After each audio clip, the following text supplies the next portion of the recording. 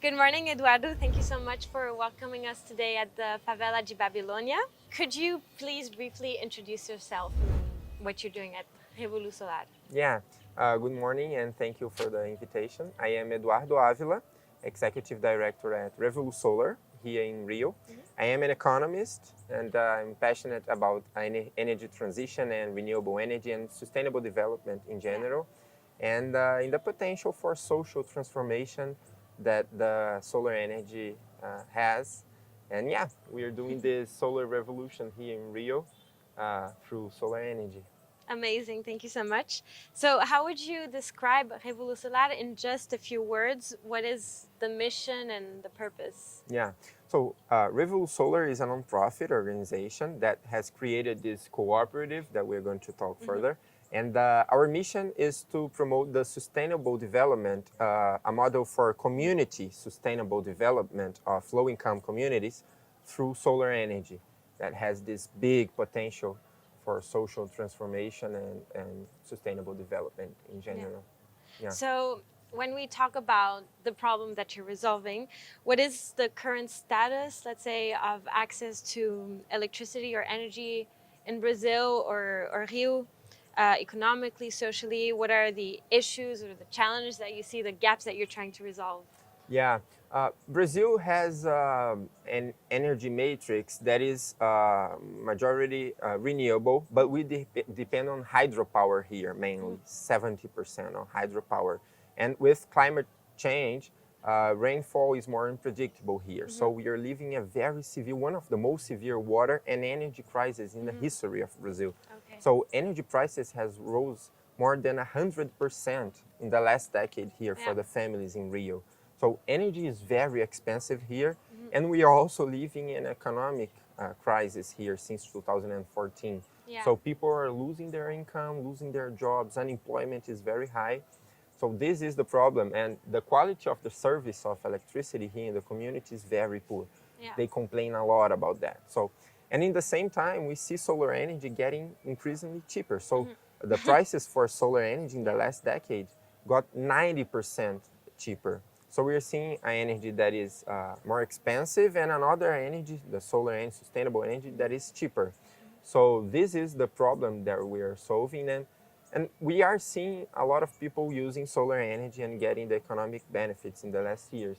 But these people are most parts the rich parts of the city, those buildings over there.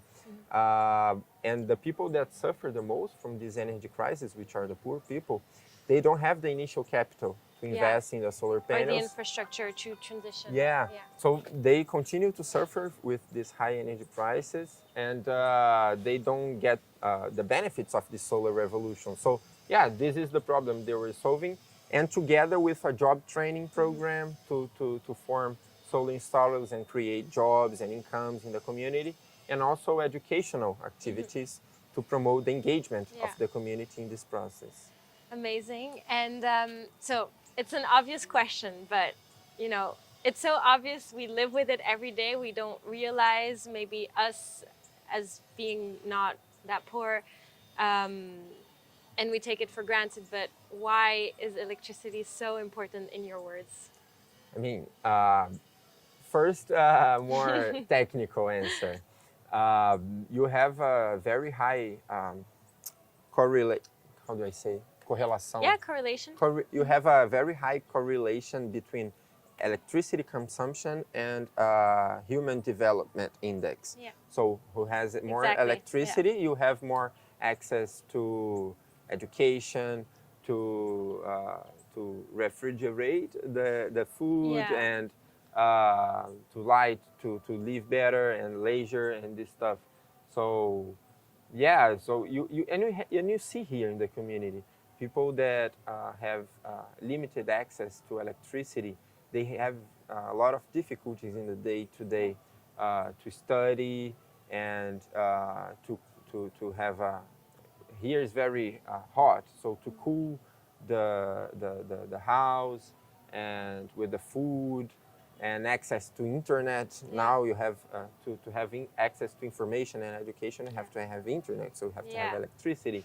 So yeah, electricity in the modern life is essential It for is in the human modern life, development. yeah. Yeah, So, Eduardo, in Rio, there's a lot of sun. So it's probably as we can see. one of the countries that can the most benefit from solar panels, right? Yeah. There's a lot of potential, and you can generate a lot of economical returns. So could you please now tell us more in detail about Revolusolar? What are you doing? Yeah. So in Revolusolar, we have this sustainable development, community development model that includes solar panel installation, but also job training program for local residents to become solar installers, so they can do the installation and the maintenance. And also we have educational activities for children and the community in general to engage them in the process. And last year in 2021, we created the first solar energy cooperative ever in a Brazilian favela, which is a community solar model that has 34 families. And in 2022, we're expanding this cooperative to more families. And it has an economic sustainability model, this Right. cooperative, which is one project that we created.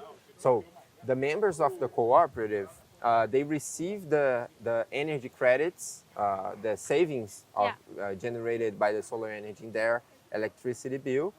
They reduce their electricity bill and they pay 50% of their savings back to the cooperative to keep it running. Yeah.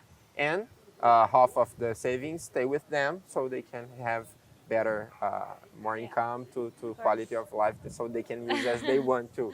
So this is a pilot project that we are experimenting and validating here in Rio.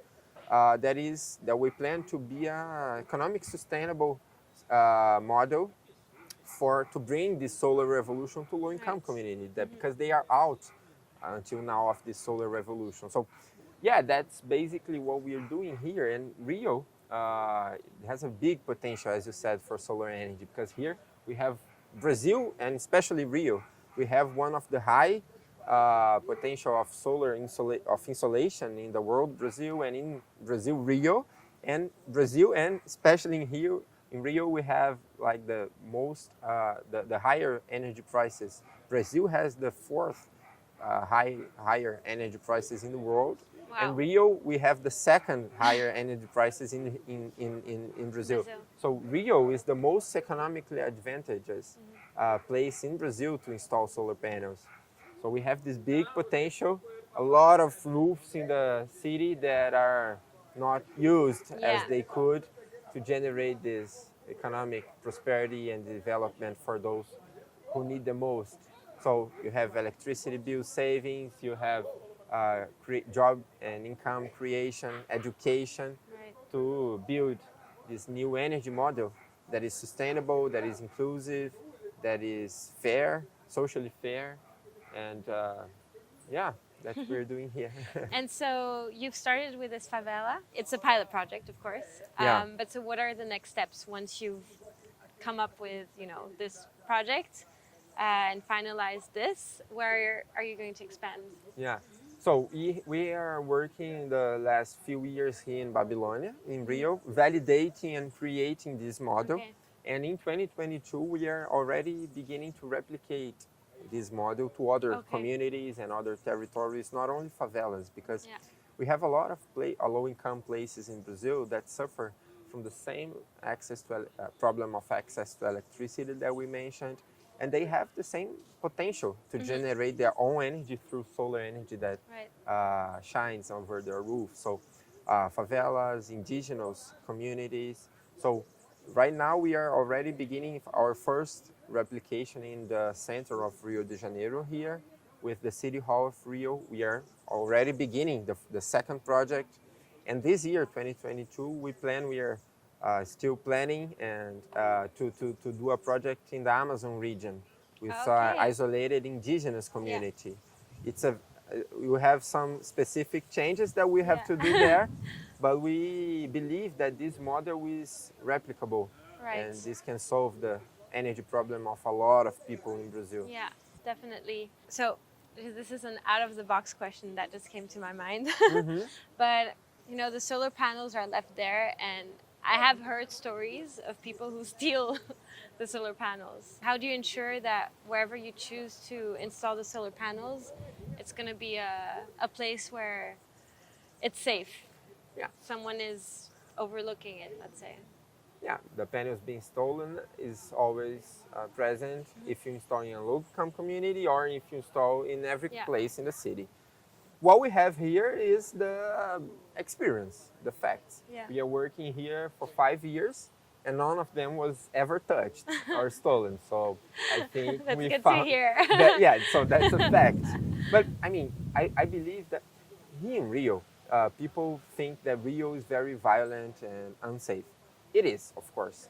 But inside the favelas and low-income communities, I think it may be a little bit paradoxical to say that, but here are the most safe places in the city, because here inside a low-income community, inside a favela, no one steals from another one. Yeah, of inside course. here, you Yeah. know, there are a lot of violence, of course, but they happen outside Yeah, of the they go community. outside. Yeah. So if they see that the panels are benefiting their neighbor, their families, their community, they feel as a community. Yeah. So they will never steal or touch or harm their neighbors or their families or their communities. And we invest a lot in energy in community engagement.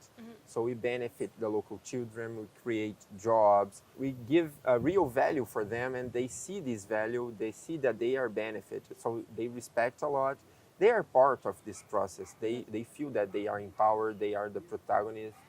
So yeah, this is our thesis, Yeah. and the facts speak for themselves.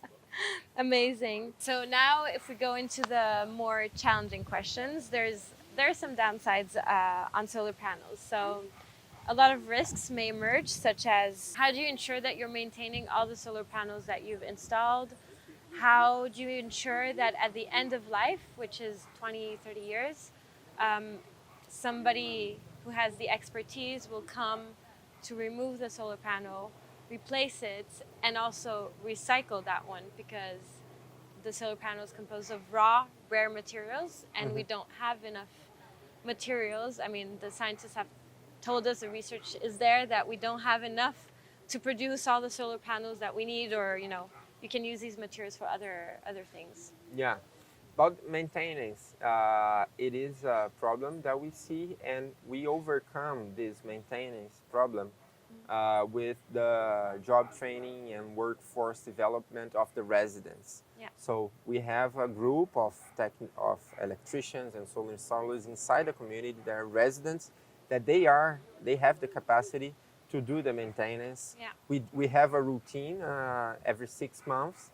They do a technical visit and this maintenance routine here. This is the strategy that we are building to promote the maintenance of the panels. About end of life cycle, it's a very good question. And maybe you're not worried about it yet because you exist since 5 years, a bit more. Yeah, this is a very good question, and this is a question that the sector has to be looking more. But yeah, to be to ensure you have the circular economy model that is respected, right? Yeah, but this is more a long-term thing. Yeah. This is not a real problem right now. It will be a problem in 20, 25 years. Yeah. Actually, the solar panels, they have this 80% of guarantee in 25 years, but they last more than 25 years. Yeah. You have like 30, 40 years panels still working. So yeah, this will be a problem in a few decades. And there are companies that are growing that are specialized in solar panels recycling. We have a Brazilian company called SunR, which is specialized in recycling. So yeah, I think the solutions will come, are beginning to grow. But yeah, until now we didn't have any problems. We had one panel that there was a problem, and someone destroyed the panel, which is another story. And we used that panel as a decoration in our office. So this was not a recycling, but a reusing way of the solar panels. And I think this is a good way. Yeah, they're good objects. Ideas. They're beautiful objects. We use in the office to decorate. And but you're right. This is a problem that we still haven't had, but we have to look closer Yeah. to that for sure. Yeah, I think my thought is that, I mean, you think of it, but every company that is a solar panel installer should also And I think this is know what to do about the solar panels at the end of life cycle, which yeah. I don't know the market enough, so I don't know if it's something common that these companies do. Maybe you know Yeah, it's a not little more. yet a very big problem. Yeah. I think it's I think it's more important for these big solar energy companies Yeah. that they have The thousands and farms. thousands of farms and I don't know 100,000 panels. And if 1% of those panels break, they have to look closer to the recycling. But we have 100 panels here, Yeah. and one of them broke, and we use that as a decoration. So for us, it's not a huge problem right now, Yeah. but yeah, it's a good thing to look.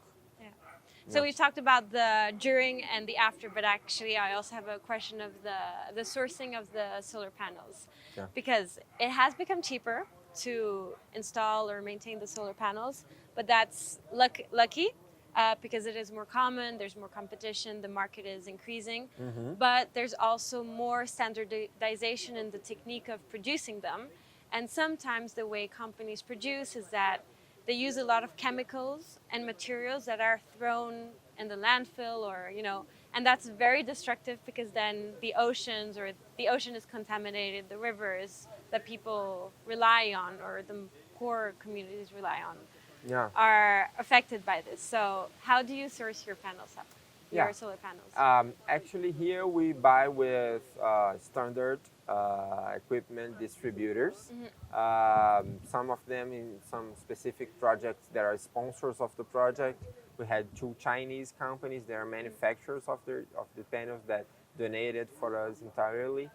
And yeah, looking at the sector more generally, there are solutions coming to overcome this, which is a real problem. We have here in Brazil actually another one that is pioneer in the organic photovoltaic process of producing solar panels, which is a very small film of solar, and they use less water, less energy, and a more sustainable production process. For us, our main focus here is to promote the sustainable development for these low-income people, and we have to find a cheaper equipment to do that. Solar has some problems, of course, but these problems are like this. Yeah. If you look for these big hydropower plants of the fossil fuel plants, they have like this problem. No, of course. So yeah, we have to look at these problems, but we cannot go and think that this because there's a problem, we won't do it. yeah, and that this invalidates this solution. We have to look, but the alternative is very more problematic. So yeah, but what we are doing here, I think, yeah, we have to look these things, but it is sustainable and it's promoting the development of these people. So yeah, it's better than the usual energy. Yeah. So Eduardo, your Revolusolar is an NGO, which means that you source your money or you rely on crowdfunding or external donors, and you have this amazing project and you want to expand. So how do you see this going? Because you have a project to expand, you have the ideas and everything. Do you think that being an NGO or being donor-based, this may limit the way you get to expand? And also, how do you maybe collaborate with the government? Yeah. So yeah, until this year, we never collaborated with the government. We are always open, but this year, the City Hall of Rio, the environmental secretariat, asked us to replicate this model that we have here in a low-income community that are nearby the City Hall. And this is the first time that we are collaborating with the municipal government. They are financing the replication of this model to a low-income community that is in their place. So we see the financing of our expansion. I don't think that in our model, I don't think that the scaling is very limited in the short term for us being an NGO, because there are governments, municipal, state level, federal level, there are energy companies, there are foundations that want to finance the implementation of Yeah. these models in low-income communities. There are a lot of institutions like that. We are receiving a lot of demand to replicate, and they have the money to finance this implementation of this project. So in the short term, our plan is to keep going as an NGO until we have an initial traction of some communities with this model going on. And after that, with the cooperative model, economic model, as you said, we think that this might spin off as a social business model that I don't know if we are going to lead or someone else is going to lead. Actually, I really don't know right now. But we are validating a social business model and economic model of low-income people paying monthly fees for the energy that solar energy that they consume. But this is more a validation phase. In the next years, we're seeing how this goes. But in the short and medium term, there is money to finance the replication of this model that includes job training, education, and the installation of solar panels. So government is one part, and foundations and companies, private sector, foreign institutions. There is a lot of money on the table to finance this kind of projects, and they are waiting for a good structured project, and we are working towards that direction. So to scale up in a more national level, big level, I think public policy has one important part. I think that this has to become a public policy, and also social business will have important place. But right now, I think we are in the right place. Because at the end, Revolusolar is the NGO, and you're creating models, cooperatives that at the end, they don't rely on you. You're just creating them, or they don't rely as much on you. So once the cooperative is created, they're self-managed. Self-managed, Yeah. exactly. Yeah, and So in the first year, we're still in the first year of operation in the cooperative. So they still rely on us to do a little bit of management because the technical stuff is complex, and it's the first solar energy cooperative, not only in the favela in Brazil, but in general in Rio. It's the first solar cooperative in Rio, in the state of Rio. So the utility here doesn't know how to deal very well with that. They are doing some mistakes with us. So we're still in the first year. We'll have to be very close and seeing how this works and educating the cooperative members so they can do the self-management.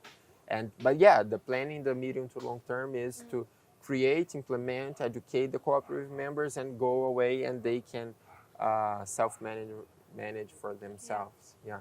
Amazing. And so if we talk about impacts that Revolusolar has, do you have any numbers that you could share? Or we have already formed 32 residents as solar installers. We have these 34 families, 2 small businesses, and 1 school already benefiting from solar. They receive an average of 50,000 reais of savings in electricity bill every year. So until now, we have produced more than 100,000 reais in energy savings for them. We have more than 100 children participating in the educational activities. And this year, we plan to install in a local school, indigenous in Amazon region, and some other NGOs, because our model of replication begins not with the families, with the solar, but with a social institution in the community to build the first relations with solar and to show the impacts. That's what we have right now. And you also train professionals, right? We have these 32 residents formed as solar installers. Right. Amazing. And working in the sector. Now the final question. Could you describe Revolusolar in 3 words? 3 words?